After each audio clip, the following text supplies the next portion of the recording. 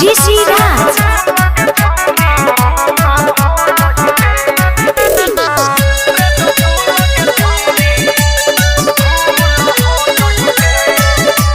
नचत नचत देह करेला सलस, बेरी बेरी लेत बड़ा कोरावा में कस।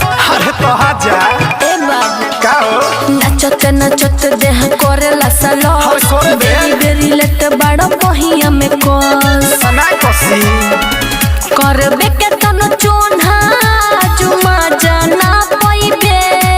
अरे तो होय सुन आउ ढोरी में डाला वाले रे डब्बू लगे छौरी कूल हो जइबे।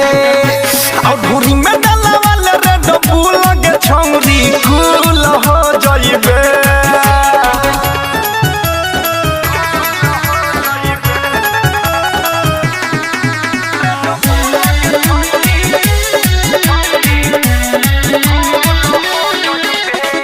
चोली के डोरी खोल दे हम जदी, जब तू बाबू डर हो।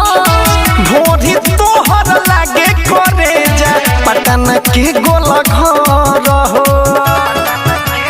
हर तो के रख चोली के डोरी खोल दे हम जदी, जब तू बाबू डर हो।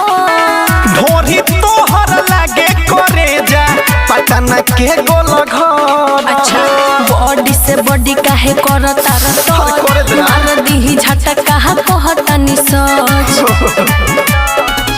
पइबे नाही छे ना बेना के तनो डोलइबे।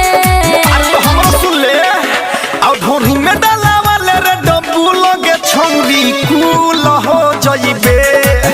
आउ ढोरी में डाला वाले रे डब्बू लगे छौरी कूल हो जइबे।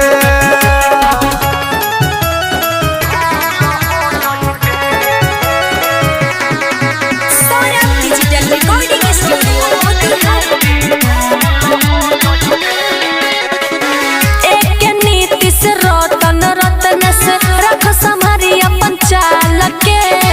कोरा में आजा दिल में समा जा चुमे दो अपन गाल के।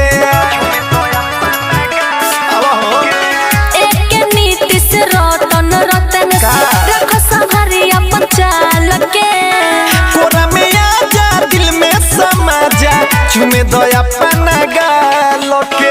किसन सुधीर और सुन सौरभ, सुनावा। आज के दिन मजा ले बकस। अब बाद में भेटू